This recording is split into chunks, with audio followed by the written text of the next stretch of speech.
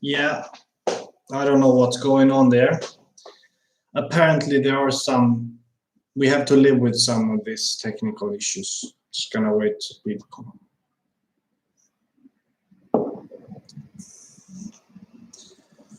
Yeah, so apparently some of these technical issues gotta, come back every now and then, and just let you know that I'm making another one. That's fine, because I want, of course, to finish off this topic. So excuse me very much. Apologize for this stuff. It's not on me, but I apologize. Take the blame. I take the hit. I take the punch. What I was saying about my personal take on the topic millennials with loneliness is that I have for a long time, just to finish up where I ended up in the part one, is loneliness for me has been a part of my life, and I'm taking up where I quit now, so sorry for any technical issues. I can't help, as you know, but for probably like early mid-20s, I'd say. And of course, I was gonna say that there is nothing more like pathetic and pathetic about a person just feeling sorry for themselves, or want to complain, being bitter, showing their despair and their miserable state of being to others. If you have every right, everybody had every right in the world, I believe, to be um, be frustrated or be sad, angry about something in their life uh, for some particular amount of time, but never try to make it like to somebody else. Try to be like I was gonna say try to be the light of the party. No, that's not what I want to say. Try to be the good energy in the group, even in your own company, because I'm not sure if I get this right, but I read something about along the lines of like the way you are when you are alone, when nobody see. There was something I read like that. That's how other view you, or something like that. So, but of course, if you're gonna be like this miserable, sad, pathetic about you have a difficult time or whatever, you can do that in your solitude. Or you have the right to be that with your friend for a little short period of time, but don't be miserable like every time you are with other people, just feeling. You don't be that person. Be the person of good energy and try to uplift people. Be uplifting. Hello, crazy warlord. No, I'm not. I don't think. I'm not sure if you're the only one. But yeah, try to be that uplifting, good energy person. But of course, it can be difficult if you are in a state of loneliness. But I was gonna say that. Hello, man. How are you doing? Yeah, I was gonna say that part of me about being lonely.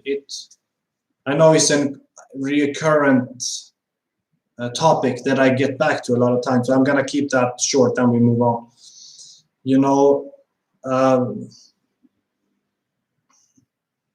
All right, INFP as well. Yeah, welcome. Yeah, I'm doing a lot of INFP related questions, and I recently started this series basically about different INFP related category topics. So yeah, But yeah, the loneliness for me is been like it went too far. So I'm like I passed that. Obviously, there are moments when it's lonely, but I'm not to that extent where it's just making me like trying to control my life. The way I'm trying to do is educate myself. I think that have helped with my how I view loneliness. I research like I did this research for these topics for this video, for example, when I went out in the park after work and did some research, and I read a lot, I educate myself a lot. So I'm like sort of can see people that are lonely and very like miserable. I can feel what it feels like. I know what they are going through, but I came to that conclusion like a long time ago that I know that I am like better than this, and I have educated myself so much so I don't have to feel that anymore. Of course, there is that little inner critic, loneliness creeping up on your shoulders sometimes every now and then, and it can make you know, and that's okay. But I tell you guys one thing that I had a moment like that, like melancholic states earlier this week, and I went to the park after work, and I've done this several times, and I just like sat down and closed my eyes and just no music, no phone, no social media, and just like being around in the nature with like being away from sounds, cars, traffic, and just letting it sounds kind of like corny, but you're just literally like just sitting in the nature and feeling all the nature's energies, wind, sounds, animals, and then I just thought about. I guess that's what meditation want to do, but I just thought about nothingness basically. Like I thought about the word nothingness, and I tried to go beyond what actually nothingness means, and being fine with that, because I know a lot of people are anxious or they are scared about the concept about loneliness, or no concept about nothingness. And like I don't really have any fears of death anymore. It was a moment before when I um, kind of was like anxious about death, this scary stuff about not knowing, but never very seriously scared of it. And now, I mean, to be completely honest, guys, I couldn't care less like if I die. I mean, I don't want to die. That's not what I'm saying. But if I die, it's like it's fine. It's what can I do about it in the end of the day? We all going there, and I just I feel relief when I think about that. Like I mean, whatever. We don't have to do anything. We don't have to live up to anything. I mean, when you think about it, really, there are all. But I'm just like, whatever. There's actually not really things that I need to do. Not, is this going bad again? No, it's back. It's a lot going on. So crazy workload. You think INFP can be good in science-related careers? I feel a good way we learn is different versus other type.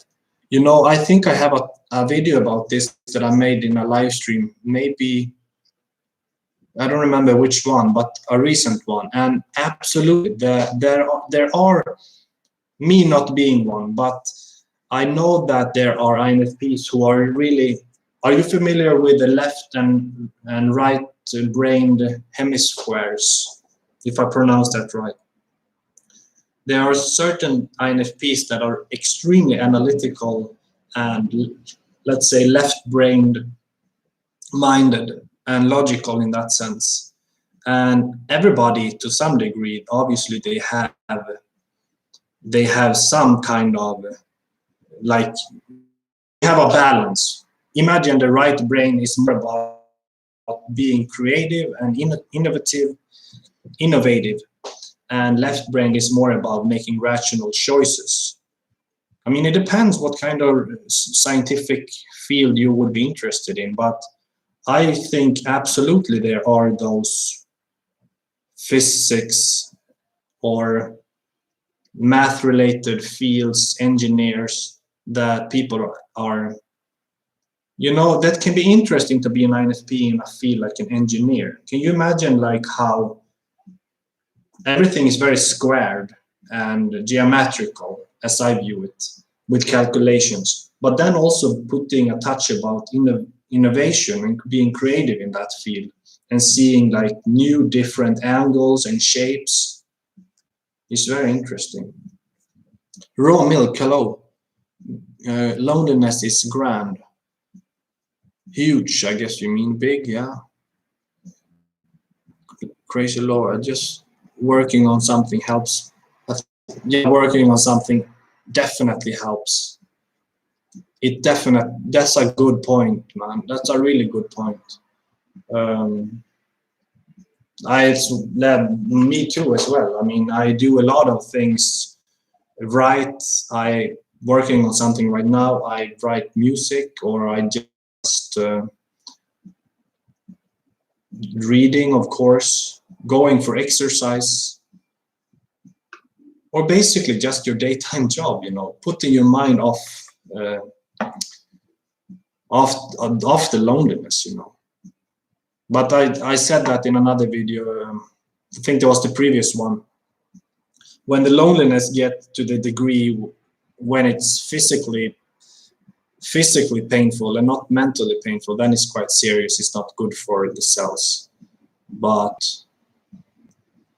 I mean, I just think about it like how much pain I've taken from loneliness, and it's like I feel like I got to a point like I kind of crushed it. It sounds so but I kind of got over it so much. So it's like I thought about it today. So many people, they are like this non-caring, superficial person. They don't really have that kind of sense of loneliness feeling, or they don't overanalyze or overthink too much. That can be great, I mean, in a lot of ways. But can you imagine the power that an INFP have from being overthinking and lonely, plus having to do all the daily responses, you know? Can you imagine this, what it takes of a person to go through that for a long period of time and not being like broken down in some way? But if you overcome that, wow, I just feel that's a huge lot of respect, actually.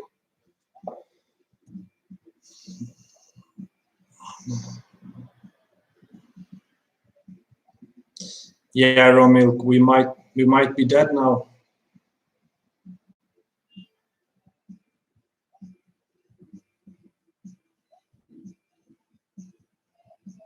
Psychiatry, absolutely a great field for a lot of INFPs. Interested in that myself, very much so. I mean, I think a lot of INFP, they are generally interested in psychology. Myself being educated in the social science field as an anthropologist, it's different, but I've studied social psychology, a lot of sociology. So yeah, I just want to say that's so related to psychology. So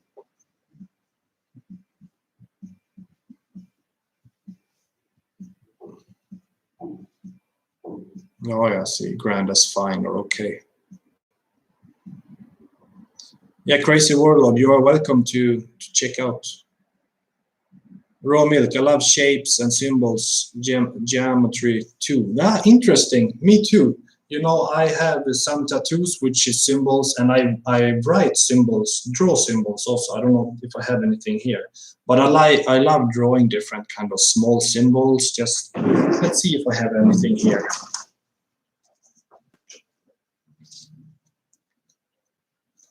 Not in this. Yeah, here. I don't know if this is very visible, but just different kind of symbols on or in my notebooks.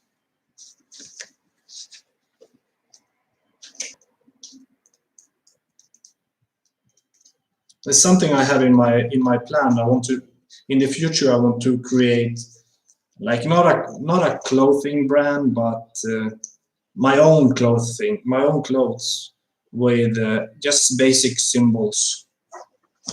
Um,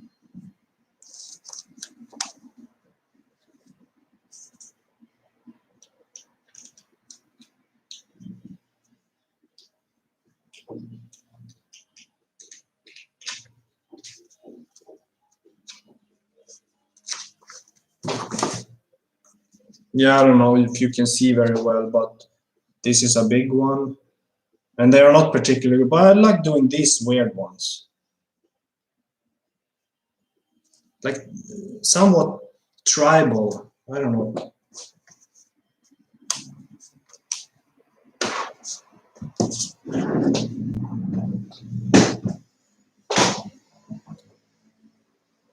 Let's see what's going up here.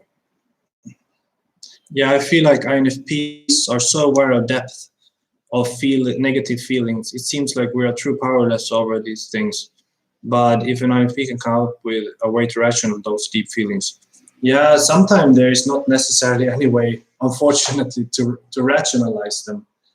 I just try to understand that this is something that will occur every now and then. For me, more melancholic state, I would say. Maybe you refer that to, having apathy, being apathic. But I try to view it also as a strange. You can create a lot of things coming out from that.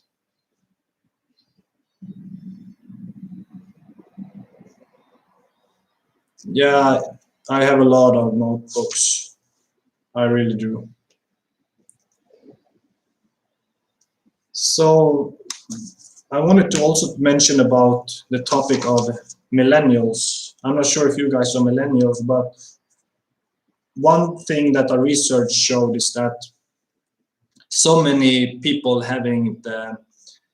being lonely as millennials. Like, I'm not sure if you heard that earlier, but there is about like 30% age between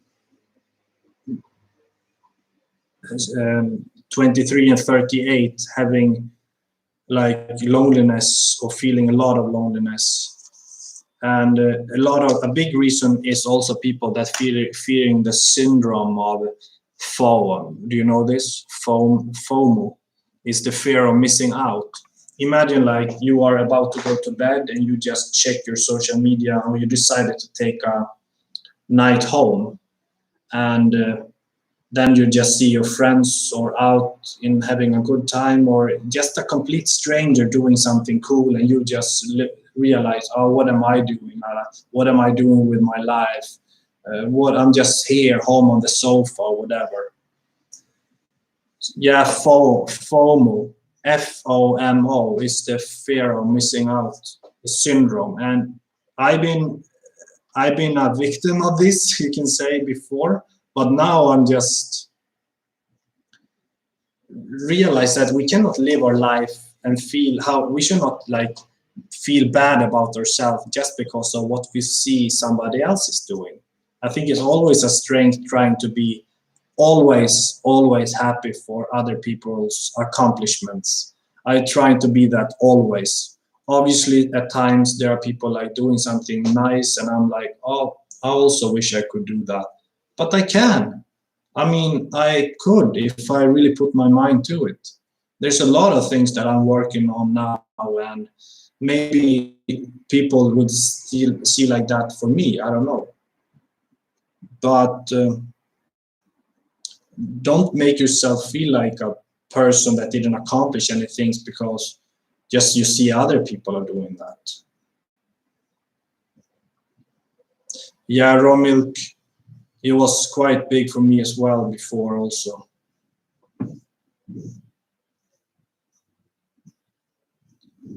So Crazy Warlaw, what a novel idea, interesting. I'm writing as well. So what are you working on? So I just tell a little bit more.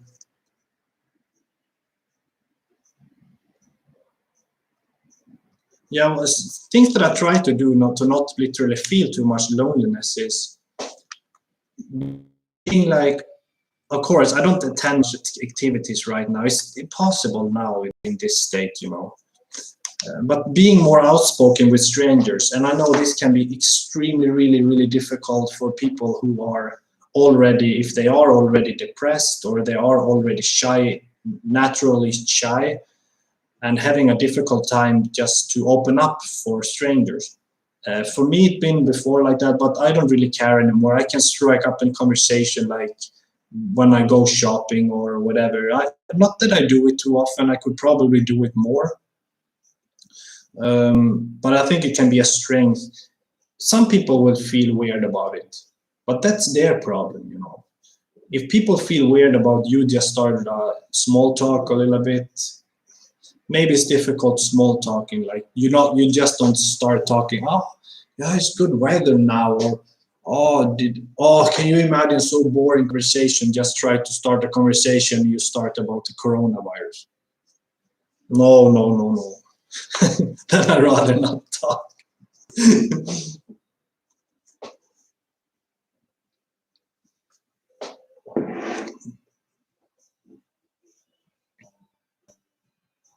I think humans are at the edge of its limit in terms of harnessing technology without hurts their objective awareness. Hard to explain like.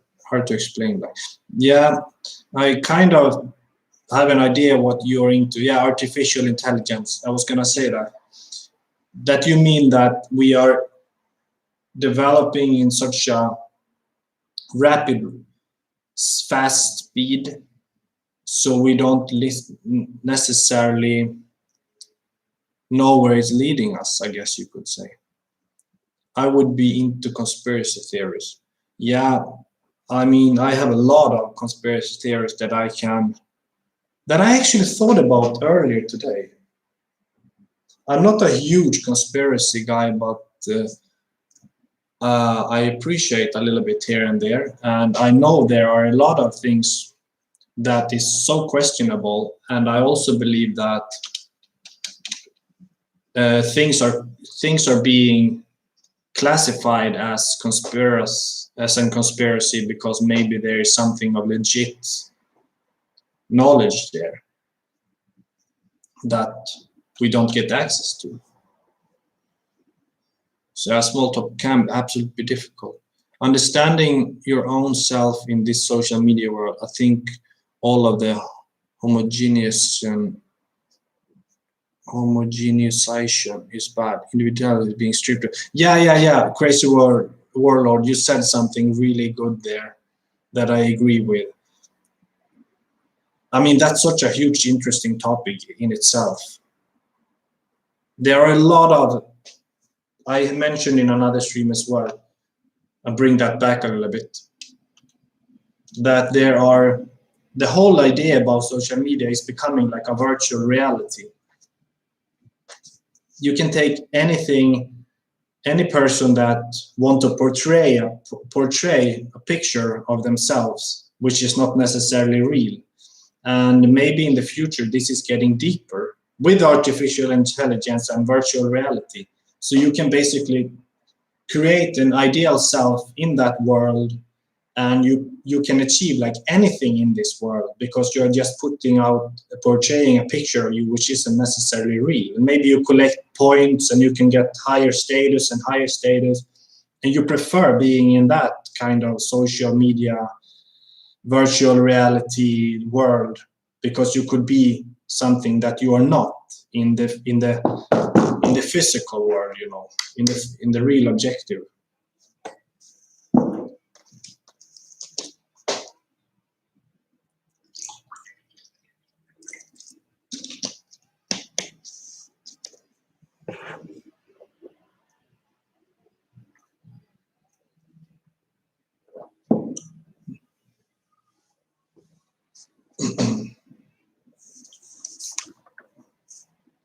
Yeah, so I'm just gonna say something last here about the millennials. That many millennials feeling like long hours, stagnant wages, burnout. I mean, come on, that's actually not only necessarily related to millennials, it's also necessarily related to any hardworking generation, you know.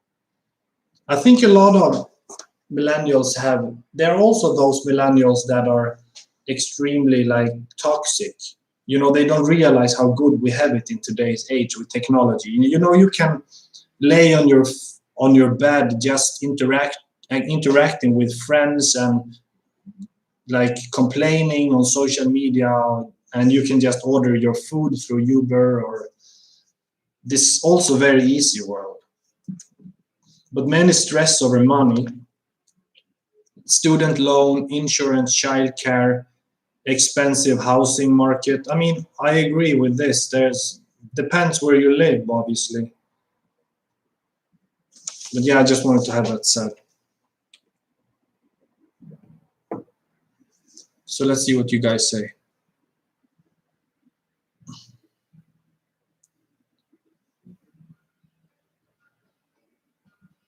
It's boring to live in a world like that, yeah. That's why I realize people feel lonely. You know, absolutely lost. It's surreal. They lost connection to themselves. There is so much. Oh my God! You know, there are also research making that, especially younger girls having more and more depression and anxiety due to that living up to that social media world and fear of missing out syndrome as well as a what should you say, as an effect of that. And that's no surprise. That's no news. It's just another way we are heading. Imagine just, I don't have social media right now. I have social media, but I don't have the apps on my phone. And I feel completely fine. I think it's like the reason why I don't want to remove is because people that I met throughout my life, and I just feel kind of sad to not knowing that I have any chance to reach out to them, even if I don't really have any contact with them. But the whole idea about being up to date, always showing off, it's absolutely. Yeah, you deleted the dating apps. Yeah, I read an article on that today about the dating culture for millennials, and that is a topic all by itself. You know, more millennials being more and more and more career focused, and I agree with that. It's getting more and more people, like marriages is not even happening too much anymore. Less people are getting married, or they marry much later in life, because imagine what I have seen from research, there are like so much more easy for girls having a date with a dating app. They can basically just choose, because there are like, I don't know how many guys there are on one girl, but because there are way more guys using those apps. I'm not sure if that is true actually, but imagine you having, I mean, serious, a decent guy, take from a guy's perspective now, take that in consideration. Taking a decent guy, hardworking guy, having like keeping himself in check, clean, normal dude, uh, having like trying to have a date on a dating app is way more difficult than there's a guy just showing off, a bad guy. Imagine a stereotypical bad guy showing off fancy picture with a fancy sports car. Those is the guys that's gonna have like most girls from the dating app. There's gonna be some girls for those normal as well, but not as much. And I'm just gonna what's going on here. Also, the research I saw on this podcast, I believe it was, before the dating apps. This is really interesting. Before the dating apps, there could be a guy that was in the same age like a girl, and he had living with his parents, for example. He has, and he is already established, having a good car, a little bit of money in the bank. Who is she gonna date with? Is she gonna go with a guy that like, oh, do you want to come out to my parents' house? I live, or is she gonna go with a guy with a car and have a little bit of cash in the money? Maybe he got a pool and he has his own place. And that's like the difference before. Nowadays, it's more about that normal guy to back that time now, and he's trying to use the dating app. It's gonna be even much more harder, because now it's all the bad guys showing the good looking also, but bad guys more responsible for their own careers and life, which is a great thing as well, absolutely. But it also separates men and women in that degree that the good hard-working guy that just wants a good girl, she is more interested in having a career. Maybe have a little bit of fun with some bad guys, but just focus on the career. And then when it's time for her to marry herself or really settle down, maybe she didn't really focus too hard on the career. She just had a lot of guys. And then she want to go back to a guy that was a hardworking, stable from the very, very beginning. But then he is far behind. He has his good luck with the career and everything. If she's lucky, maybe then he take her back. It's a difficult topic to explain for me, but I try to.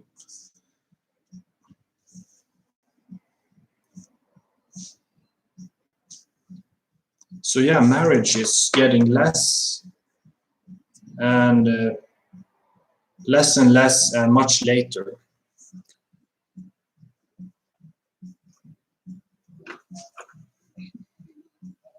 But even women have trouble because of dopamine syndrome. Yeah, dopamine syndrome. Too many choices, one perfect man, and end up with no one. So the result are the same in the end. Yeah, hypersexualization with the way women are is not very attractive in a marriage type of relationship. For me personally. Let me read that again.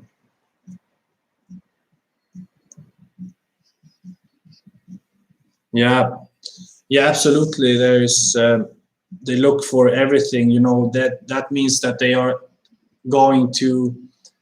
I mean, I have so many interesting relationships like that where I don't know from what perspective I should start to analyze it, but damn, that's been some really horrible, crazy,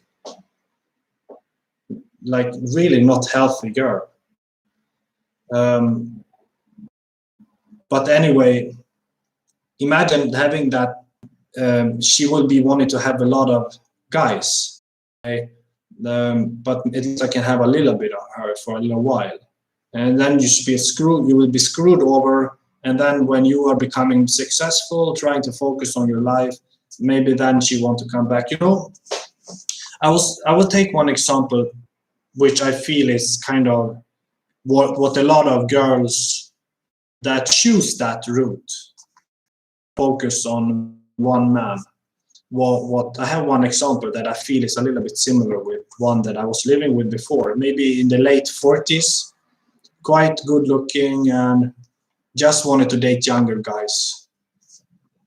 And I asked her, like, what have you been doing in your life, like for a career, but never any good answer. It seems like she had just lived on other guys. She had been married, I think, once or twice, and with some probably good guys, but it ended up, and she had only been dating like younger guys after that. And now she was just a mess.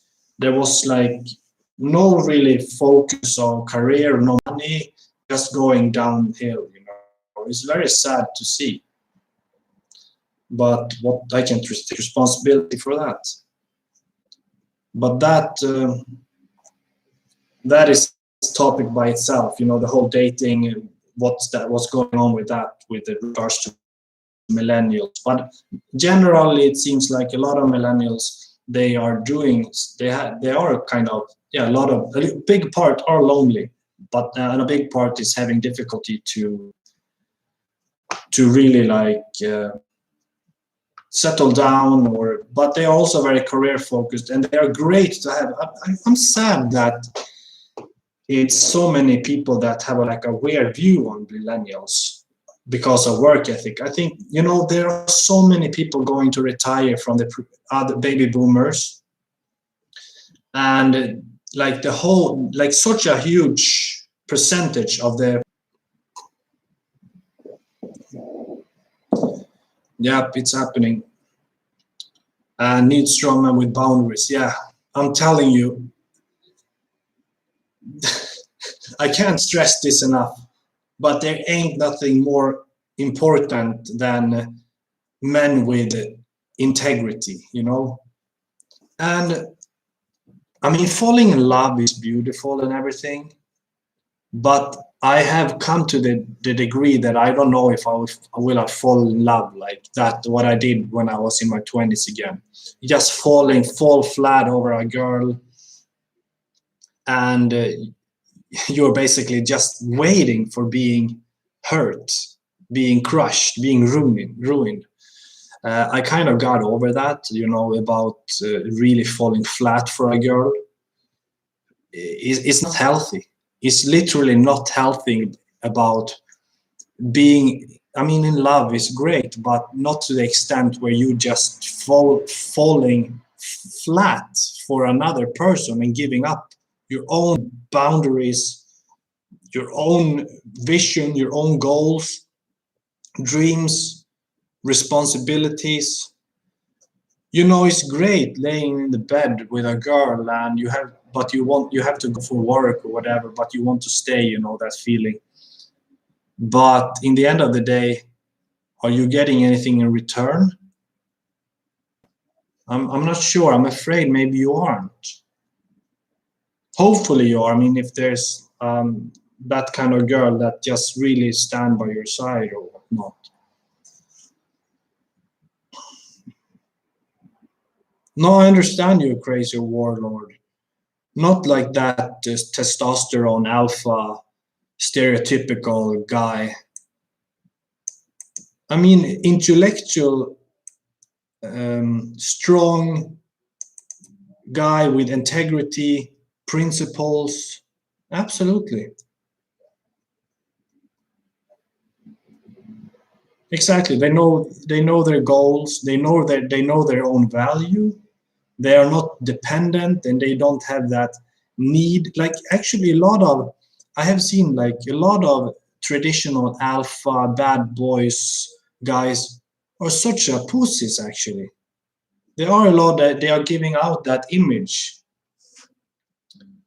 Uh, but yeah, because you're more mature now and know about nature of, yeah, spiritual man too. Yeah, absolutely. I mean, what was I gonna say about that? There are those.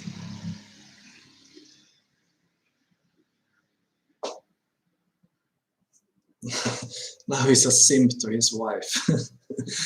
Yeah, I mean, it's good and bad with both. I think there's nothing more beautiful. Also, you see a couple that have held their backs with each other for a long time, but it all comes with a price. I mean, I am pretty clear what I want to do. I mean, there are moments when I feel really, really much being a relationship. I'm absolutely a relationship kind of guy. I am in the end of the day. But right now, I'm just super, super focused about what's in my vision and what is in my life, because this is my reality. It is lonely, and it's just like either are you gonna be pathetic about it or you're gonna just live up to and doing your like everyday deeds to get somewhere. And that is also very rewarding in itself. And with that said, let's go into let's slip into the little topic about traveling and adventure, because I think that's the whole nature of INFP, traveling and adventure. And traveling not necessarily to, yeah, integrity, raw milk, exactly. Great integrity. It's like the most important thing that I ever felt that I had. Being extremely loyal, but still always remain my integrity about me. Who am I? Like you have to have that to be strong, I believe.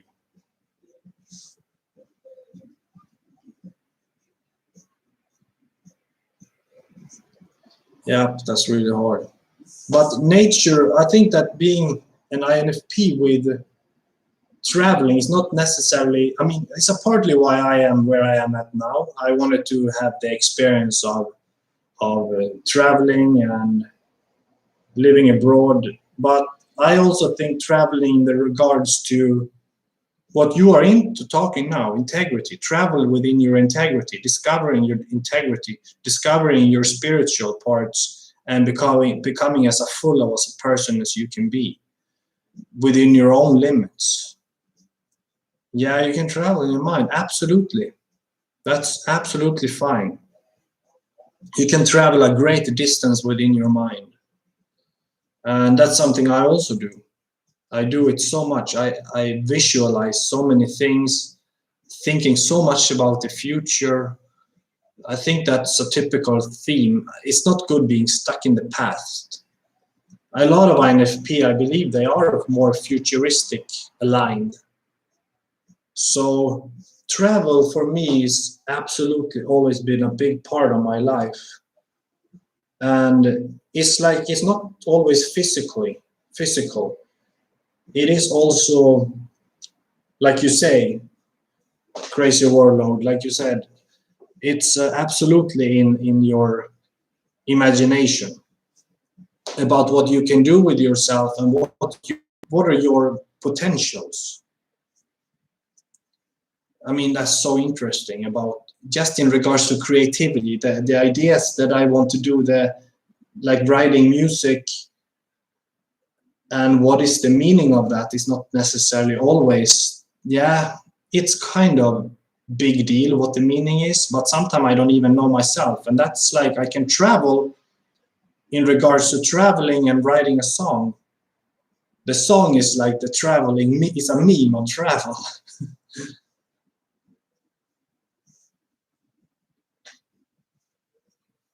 I wish there was a novel that was based on seeing the future in the human weight.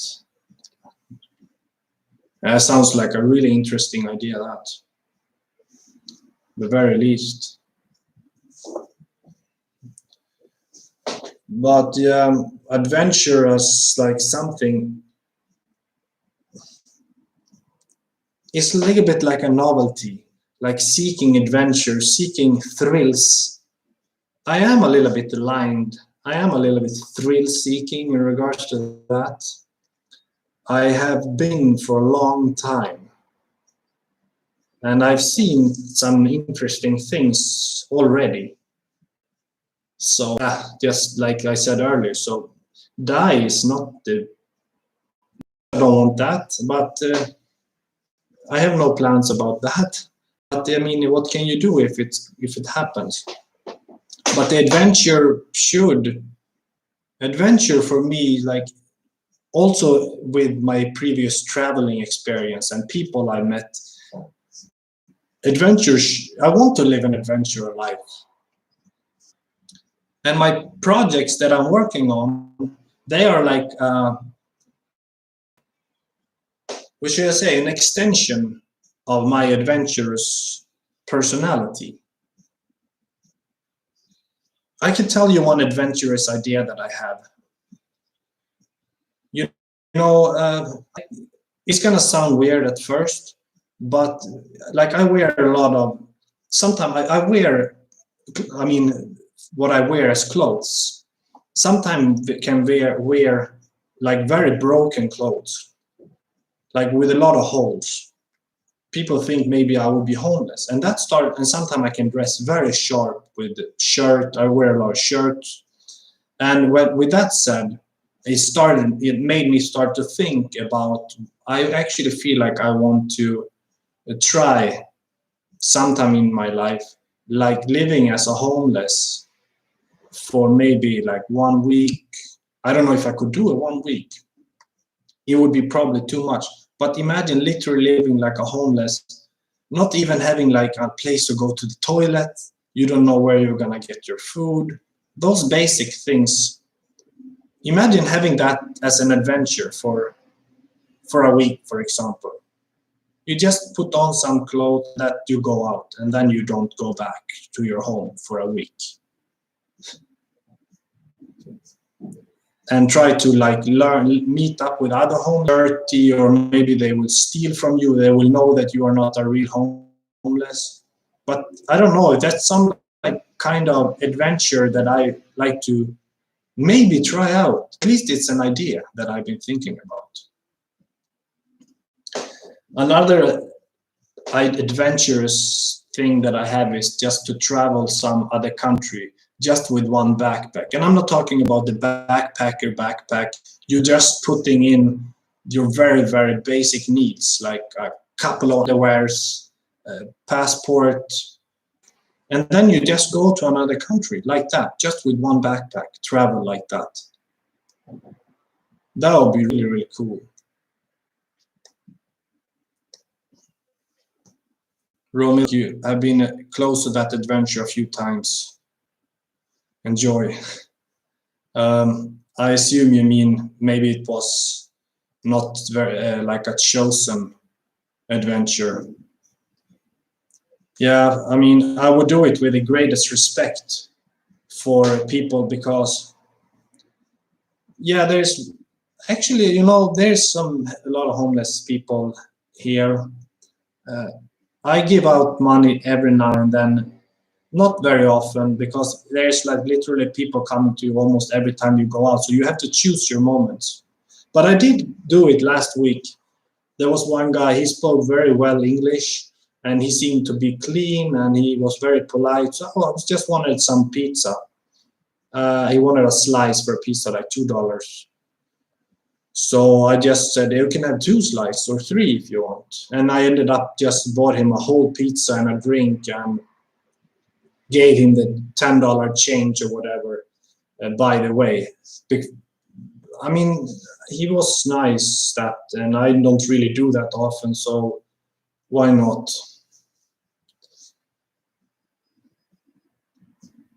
So yeah, I mean, adventure, I imagine a lot of adventures. Some next level awareness. Yeah, could be, absolutely. As an experience and as an adventure, to like have another view of reality, you know, a really another life view of reality. There are many different realities, and being interested in writing, and I think that's something that I would like to just have, and maybe as an experience. The same as like working in a bar is something I always wanted to try also for just a couple of months, to see what it's like on the other side of the bar, and not the drinking side of the bar, if you know what I'm saying. And as a taxi driver also is something I would like to have as an experience. Just driving a taxi, you know, at night, picking up people and just kind of listening a little bit what people talking about, getting a lot of, I think I would get a lot of inspiration, and getting a lot of ideas.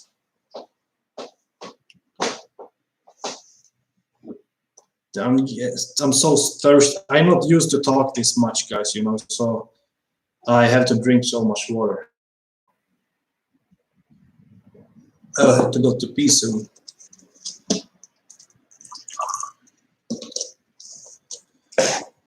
So yeah, We covered millennials, just different topic on millennials. We covered a little bit now on traveling. I mean, I not really much on traveling, but we touched the topic of adventure. We touched my daily random means. But yeah, about traveling is something. It is a big part of my life. Like it's like I said, it's a reason why I'm here, for instance.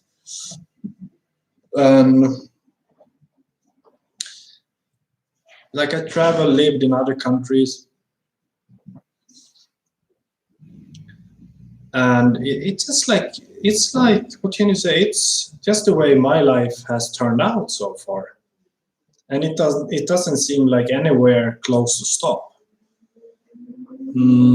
I wish to do some more traveling actually this year, but I don't know if it's gonna happen. I hope so. Like, some travel I would like to do, because it's so nice feeling to just go to some place and you're not really knowing anything about the place, or you don't know what's gonna happen, you don't know who you're gonna meet, you don't know, because one of the good feeling about travel from my experience is what it made you, you know, and what kind of nostalgic many years after, when you think back upon that time, when you listen to some music which relates to that place that you went to, you will remember the smells, you will remember the people, the scents, you will remember the atmosphere. That's really like very cool feeling actually. I already started kind of get a little bit of that from living when I was living in Lisbon. I start to get that now actually a little bit sometimes when I kind of think about a specific situation, or when I was at a specific place, or went to specific parts of the town I used to go to. I start to get like a special feeling inside, how it was like. It's very enjoyable most of the times. And then of course there are sometimes you think about the memory which could be kind of, it can make you sad, or something like not regret, but oh, maybe that could have been different. So I'm almost an hour into this now. Let's keep going another 5-6 minutes or so to make it an hour, part 2. If you didn't see the part 1, you should go and check it out. For some reason it was disconnected there when I was started to talk about the topic of millennials, or an INFP view, and millennials about loneliness. But basically I started to talk about my personal experience and view upon loneliness. But then I dove more into the millennials and how many millennials actually are within loneliness. So I'm kind of happy with this live stream. It turned out great, and I had some interactions here. Thanks for that. It was interesting to hear your views and thoughts upon these topics. So we covered again millennials. Why is this stopping here all the time? Millennials, different related views to dating as a millennial, the struggles, the nature of dating in today's age. We talked about millennials in the job career, being lazy. Are they lazy? No, we can say they are not, absolutely not. And we talked about the loneliness epidemic, the syndrome of fear of missing out, about freeing yourself from loneliness, which I've done. Take my word as an example. At least take my words as as an advice, because I certainly believe that you can pass that sense of feeling. But yeah, I think that is gonna be it for tonight, guys. I really appreciate everybody tuning in. I wanted to make the preparation of this stream actually earlier so more people would be aware earlier. But yeah, my life is just working very much. It's not an excuse, it's the truth. And what am I gonna do now? I ate so bad this week. Today I only had lunch and I had a little bit of salad. That was it. So I need to have something to eat. I'm maybe gonna order some food actually and watch a good movie. I don't know what movie I should see though.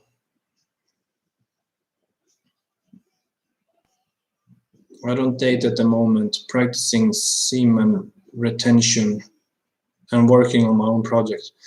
Raw milk, yeah, it sounds very much like me actually there. And keep doing it, keep moving. Makes you feel good, more creative, and transforming that retention into becoming a more spiritual and creative being. That's all that's about. That's all what's there is about. I know exactly what you're talking about there. Eat good meat and drink raw milk. Yeah, great. I know, absolutely. There is absolutely a link there, I think, from that semen retention working on great creative projects. Absolutely. I don't doubt that. Not the very least.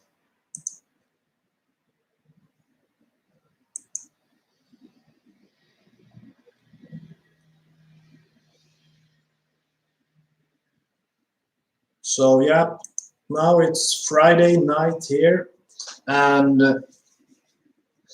I will have a great evening now. Just relax, work tomorrow a little bit, and then I go out discovering maybe do some exercising. No running though, because I need to heal my legs. They are just damaged after I went running yesterday. Yeah, yesterday I think it was. But it's great to do the running. It's so like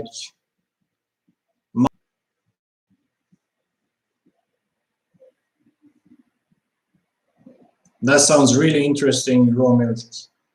Invention of a board game. That's something you should share with me later on if you would like. Would be cool to see what that would be. Board games can be a lot of fun. Depends which kind it is. So with that said, guys, I am thankful for tuning in this Friday night or Friday afternoon or morning, depending on where you are. Obviously, INFP with Tom will be back with a new topic next Friday.